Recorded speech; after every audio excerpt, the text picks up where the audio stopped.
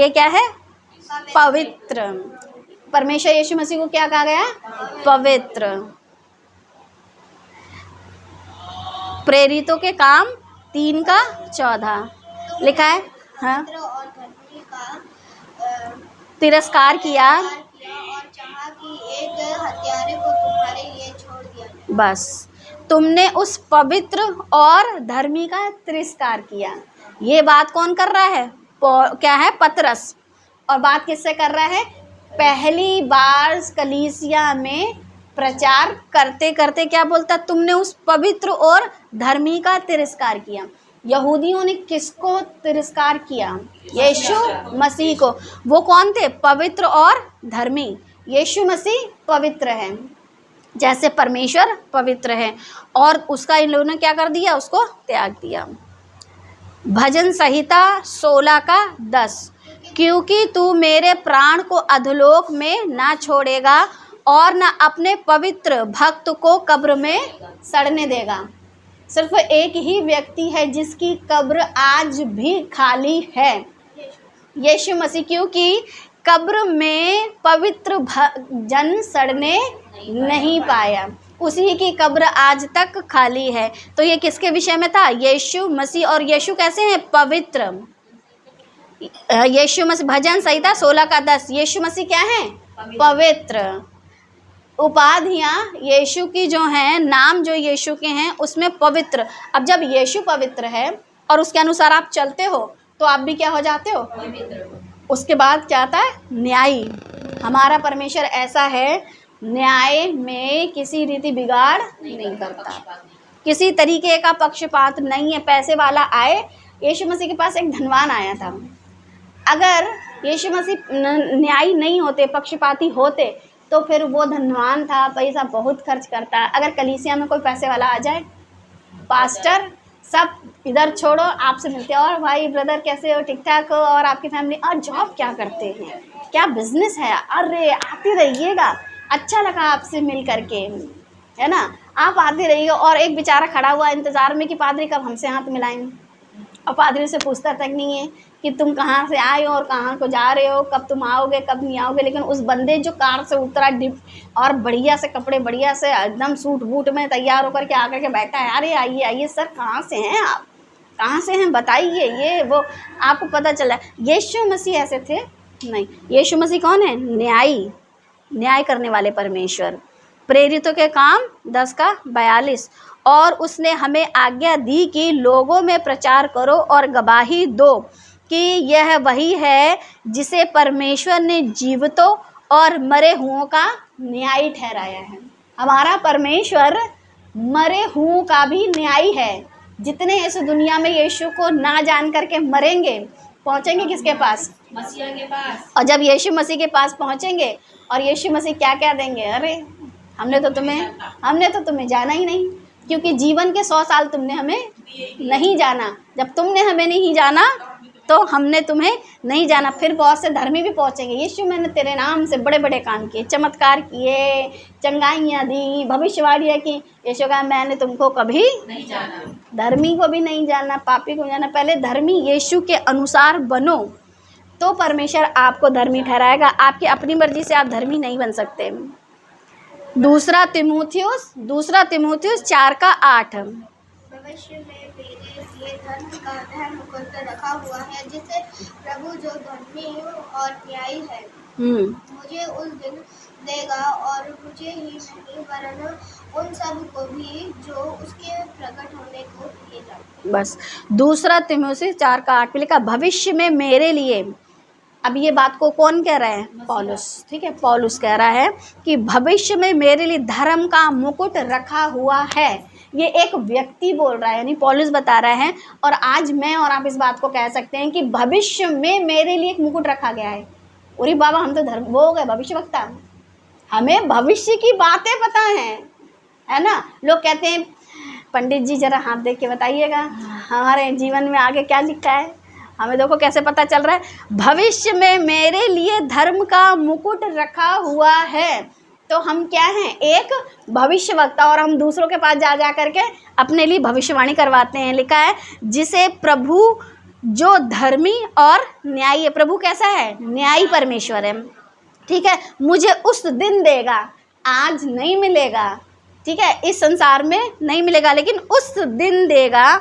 और मुझे ही नहीं, सिर्फ पौलुस अपनी बात नहीं कर रहा है, मुझे ही नहीं वरन उन सब को भी, वो सारे लोग जो उसके प्रकट होने को प्रिय जानते हैं। इस संसार में आपको बेटा प्रिय है, आपको बेटी, आपको अगर ये सारी चीज़ें प्रिय हैं, आपको मुकुट नहीं मिलेगा। लेकिन यदि यीशु मसीह आपके लिए प्रिय है और उसके आप प्रकट होने की क्या कर रहे हो? अगर आप उस चीज़ को प्रिय जान रहे हो कि मसीहा आएंगे, वो चीज़ आपके लिए सबसे प्यारी है, तो इतना याद रखो, मुकुट सिर्फ और सिर्फ आपका है, तो किसी एक का नहीं है। क्योंकि परमेश्वर न्यायी है, वो ये देखता है कि कौन मेरे आने को प्रिय जानता है। अब ये कौन है? जब बात यीशु की चल रही है तो यीशु है, और कैसे दिख रहा है यहाँ पर? ना, राजा बन के दिख रहा है। एक राजा के सर पे ताज है, हाथ में तलवार है, घोड़े की सवारी है, क्योंकि यीशु कौन है? राजाओं का राजा और प्रभुओं का प्रभु। गाना भी हम लोग बहुत बार गाते हैं। यीशु कौन है? राजाओं के राजा और इस संसार का राजा। पिलातुस कहता है मुझे अधिकार है, तो यीशु बोलते हैं छोड़ने और पकड़ने का जो भी अधिकार है ना, अगर तुझे ऊपर से ना दिया गया होता तो ये अधिकार तेरे पास ही होता। तो यीशु कौन है? राजाओं के राजा और प्रभुओं के प्रभु। क्योंकि इस संसार के बहुत सारे लोग खुद को क्या कहते हैं? प्रभु, लेकिन उनका भी प्रभु कौन है? तो फिर मैं उन प्रभुओं के पास जा करके अपने हाथ को क्यों दिखाऊं, अपने बारे में कुछ अच्छी अच्छी बातें क्यों सुनूं? मैं किसके पास आऊं? जो राजाओं का और प्रभुओं का प्रभु है, मुझे उसके पास आने की आवश्यकता है। पहला तीमुथियुस 6:15 लिखा है, जिसे वह ठीक समय पर दिखाएगा, जो परम धन्य और एकमात्र अधिपति और राजाओं का राजा और प्रभुओं का प्रभु है। यीशु मसीह अधिपति है, सिर्फ एकमात्र। पहला तीमुथियुस 6:15, ठीक है, एकमात्र अधिपति, राजाओं का राजा और प्रभुओं का प्रभु है। इस संसार का कोई भी राजा, चाहे वो पहली सदी से लेकर के आज तक हुआ एक एक संसार का राजा, सिर्फ वो राजा है। राजाओं का भी राजा कौन है? यीशु मसीह। इस संसार में जितने अपने आप को प्रभु कहते हैं, कोई भी क्यों ना हो, कहीं का भी क्यों ना हो, उसका भी प्रभु कौन है? यीशु मसीह। प्रकाशित वाक्य 19:16, प्रकाशित वाक्य 19:16 में लिखा है, और उसके वस्त्र और जांघ पर यह नाम लिखा है, राजाओं का राजा और प्रभुओं का प्रभु। यीशु मसीह का नाम राजाओं का राजा और प्रभुओं का प्रभु क्यों है? क्योंकि मुर्दों का जिंदा करने वाला और खुद मुर्दों में ना रह करके जिंदों में रहने वाला और हमको एक नई जिंदगी देने वाला, इस संसार में ना तो कोई राजा हुआ, ना ही संसार में अपने आप को प्रभु कहने वाला हुआ। सिर्फ और सिर्फ कौन हुआ? यीशु मसीह। अब ये चित्र देख के कुछ तो समझ में आएगा कौन है यीशु।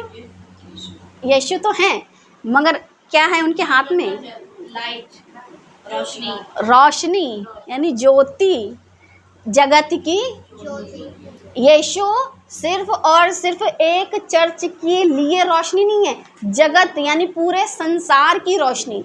रोशनी कौन सी?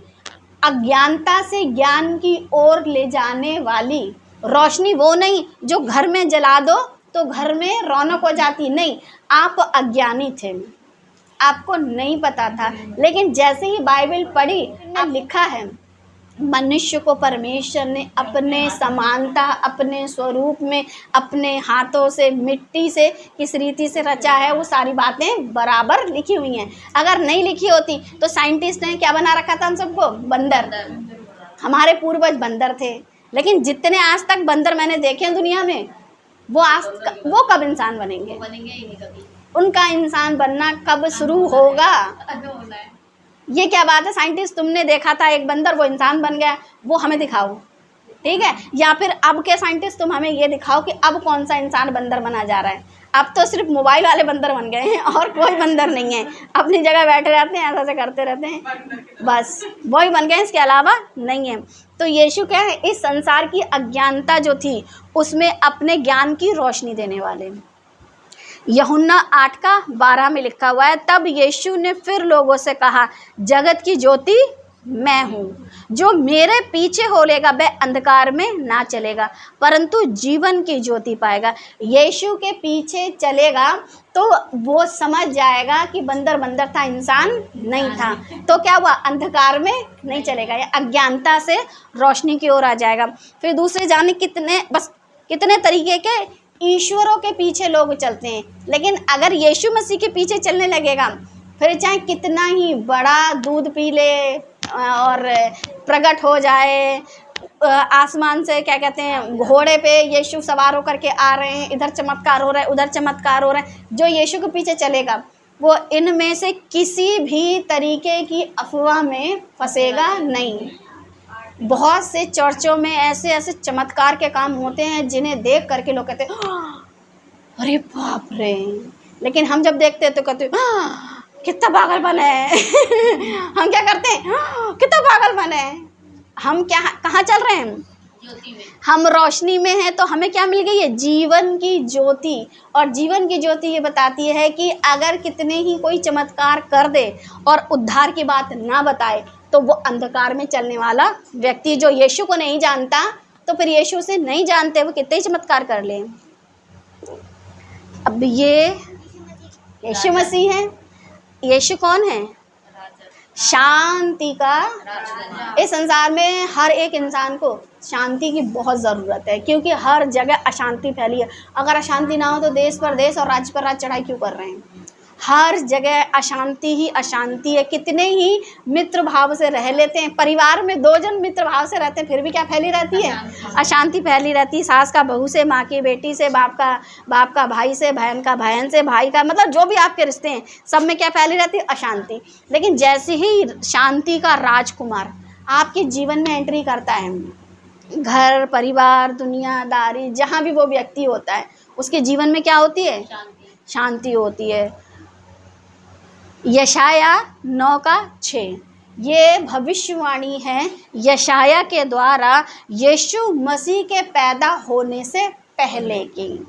लिखा है, क्योंकि हमारे लिए एक बालक उत्पन्न हुआ, हमें एक पुत्र दिया गया और प्रभुता उसके कांधे पर होगी और उसका नाम अद्भुत युक्ति करने वाला, पराक्रमी परमेश्वर, अनंत काल का पिता और शांति का राजकुमार रखा जाएगा। एक ही आयत में यीशु मसीह के कितने सारे नाम आपको मिलते हैं, अद्भुत युक्ति करने वाला, पराक्रमी परमेश्वर, अनंत काल का पिता, शांति का राजकुमार। जो यीशु मसीह के एक साधारण मनुष्य मानते हैं, यशाया की पुस्तक की इस भविष्यवाणी को जब पढ़ेंगे, पराक्रमी परमेश्वर, यीशु मसीह को संबोधित किया गया परमेश्वर, क्योंकि वो परमेश्वर हैं और वो परमेश्वर शांति के राजकुमार है। जब जिस दिन यीशु जीवन में शांति लेकर के आ जाता है, किसी के मरने या किसी के पैदा होने से आपको फर्क नहीं पड़ता, आपके जीवन की शांति बरकरार रहती है। यीशु मसीह क्या है, मैं चित्र पहले, परमेश्वर का पुत्र। किसका पुत्र है, परमेश्वर का पुत्र। लूका 1:35, लूका 1:35 में लिखा है, स्वर्गदूत ने उसको उत्तर दिया कि पवित्र आत्मा तुझ पर उतरेगा। स्वर्गदूत ने उसको उत्तर दिया, ये उस कौन है, मरियम, ठीक है, मरियम को उत्तर दिया कि पवित्र आत्मा तुझ पर उतरेगा और परम प्रधान की सामर्थ तुझ पे छाया करेगी। इसलिए वह कौन, यीशु मसीह, वह पवित्र यानी यीशु मसीह जो उत्पन्न होने वाला है, यीशु पैदा नहीं होते उससे पहले, परमेश्वर का पुत्र कहलाएगा। यीशु मसीह किसके पुत्र कहलाए, परमेश्वर के पुत्र, क्योंकि परम प्रधान की सामर्थ तुझ पर छाया करेगी। परम प्रधान की सामर्थ जब मरियम की कोख पर आई तो मरियम क्या हो गई, गर्भवती हो गई। और एक पास्टर जी थे, जिन्होंने मुझसे तब सवाल करा था जब मैं खुद 16 या 17 वर्ष की थी। आज भी मुझे उनकी बात याद आती है। मुझसे वो सवाल कर रहे थे, मेरा कन्फर्मेशन होना था, तो मुझसे सवाल करके कहते हैं तुम कैसे साबित करोगी कि कुंवारी औरत के गर्भ में बच्चा आ गया। अगर कोई तुमसे पूछता है तुम कैसे साबित करोगी। अब एक अच्छा खासा 55-60 साल का बुजुर्ग आदमी एक ऐसी लड़की से जो कि 15, 16, 17 साल की, जिसकी अभी शादी ब्याह का कोई दिमाग में नहीं है। अच्छा, दिमाग साइंस में भी इतना नहीं था कि बच्चे कैसे पैदा होते हैं। समस्या तो ये थी। अब हमको कुछ समझ में नहीं आया, ठीक। लेकिन जब मैंने बाइबल को पढ़ा तो समझ में आया, जो परमेश्वर आपकी नथनों में अपनी आत्मा दे सकता है, ठीक है, वो आपके गर्भ में अपनी आत्मा नहीं दे सकता। तो इतनी अकल तब नहीं थी क्योंकि तब हमने बाइबल को सही से नहीं पढ़ा था, वरना उस पादरी को मैं जवाब ज़रूर देती कि नथनों में जब आत्मा घुस सकता है तो आपके गर्भ में आत्मा को घुसने के लिए दिक्कत क्या है। आत्मा के विषय में क्या लिखा है, उसको कोई भी दीवार रोक नहीं सकती, आग जला नहीं सकती। अगर आप हिंदुओं के उसमें आ जाओ, दोहे में नैनम छिदंती शस्त्राणी नैनम दहती पावका है, आत्मा अमर है, ना तो उसे आग जला सकती है, ठीक है, और ना ही पानी उसको बुझा सकता है, क्योंकि आत्मा ऐसी कि उसे कोई भी कहीं भी रोक नहीं सकता है। अगर एक इंसान के विषय में ऐसी कहानी सुनी थी कि उसको पता था कि मेरे को कोई भी ऊपर से आपदा गिरेगी और मैं मर जाऊंगा, ठीक, उसने ऐसी जगह में, ऐसे ग्राउंड में जाकर के बैठा, ऐसी जगह में जहाँ से ना तो पेड़ का पत्ता गिरे उस पर, क्योंकि पेड़ के नीचे नहीं बैठा, ऐसी जगह पे जहाँ कोई ऐसी वस्तु नहीं थी जो उसके ऊपर गिर जाती और वो मर जाता। लेकिन ऐसी कहानी है, अब बैठे बैठे बहुत देर हो गई और उसको भूख लगी, और जैसे उसे भूख लगी तो अपना टिफिन साथ ले गया था और ऐसे कोहरा बना करके उसने खाया, और खाने जा रहा था, अचानक से वो कोहरा उसके हाथ से गिर गया। कोई चीज, अब क्या हुआ, कोहरा हाथ का जो मुंह में था वो उसके पैर पे गिर गया, गिरते ही वो मर गया। अब सोचो, अपनी मौत से बचने के लिए उसने सब जतन करे, लेकिन खाना साथ में ले गया और क्या गिरा हाथ से, एक रोटी का टुकड़ा हाथ से गिरने से कोई मर सकता है क्या। आपको बहुत सारी न्यूज़ मिलेंगी सुनने के लिए कि कोई पेस्ट्री खा रहा था, खाते खाते अचानक से वो मर गया, कोई पानी पी रहा था अचानक से वो मर गया, कोई लेटे लेटे कुछ खा रहा था अचानक से मर गया। एक दिन हम भी खा रहे थे और अचानक से चले जाते हैं, लेकिन नहीं गए क्योंकि हमें परमेश्वर के काम को करना था। लेकिन अचानक से कैसे चला जाता है, फंदा लगता है बंदा चल देता है। तो जब उसकी आत्मा सटक से निकल जाती है तो क्या पवित्र आत्मा अंदर क्या कहते हैं, गर्भ में नहीं आ सकती है। अब वो समय था कि कुछ पता नहीं था, अगर आज होते तो हम उनसे बात कर लेते।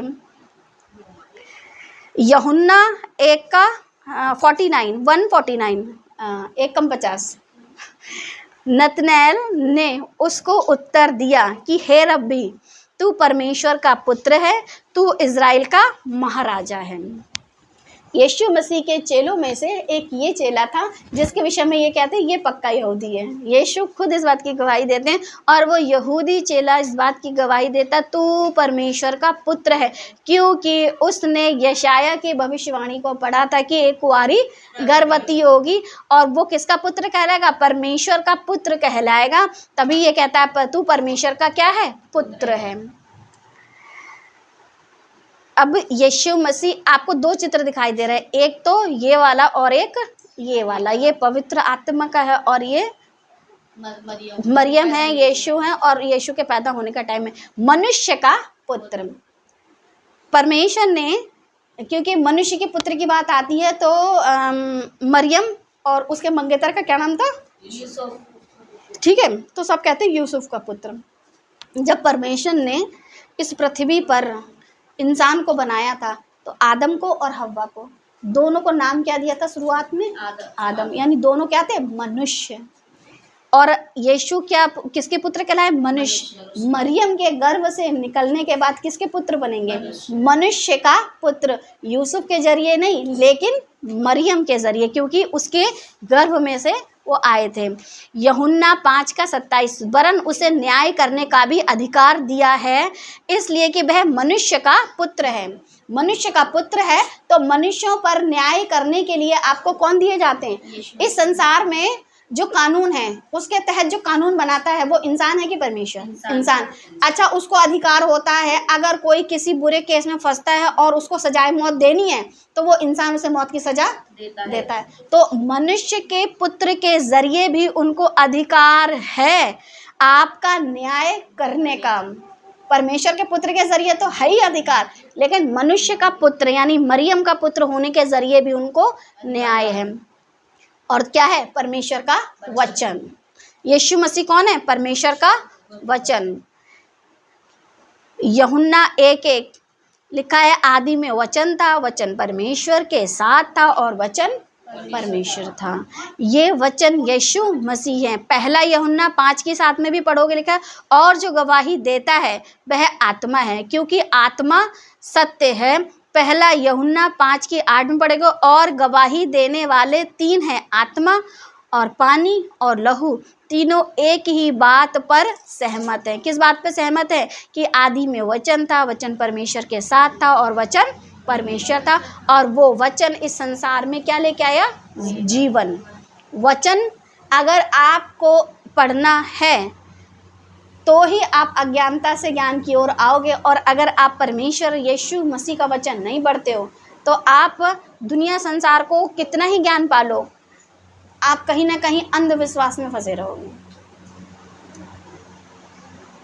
इस चित्र को देख करके कुछ ज़्यादा कुछ खास समझ में नहीं आएगा, लेकिन एक चट्टान है और परमेश्वर का वचन है, ठीक है। 10 आज्ञाएं भी हैं। परमेश्वर क्या है? चट्टान। और ये वो वाली चट्टान है जिससे बहुतों ने क्या किया? पानी पिया। और वही चट्टान से आज आप लोग क्या पी रहे हो? पानी। लिखा है कुरिन्थियों 10:4 में लिखा है, और सबने एक ही आत्मिक जल पिया, क्योंकि वे उस आत्मिक चट्टान से पीते थे जो उनके साथ साथ चलती थी, और वह चट्टान कौन था? मसीही। सिर्फ यीशु मसीही वही चट्टान है जिससे लोगों ने क्या पिया? आत्मिक जल। अब सांसारिक जल पीने वाले तो संसार में मर गए, लेकिन आत्मिक जल पीने वाले परमेश्वर ने उठा लिया। मूसा की लोथ के विषय में आज भी वार्तालाप चलती है और लोग पूछते किधर है, और उसकी लोथ का पता नहीं है, क्योंकि आत्मिक जल उसने पिया था।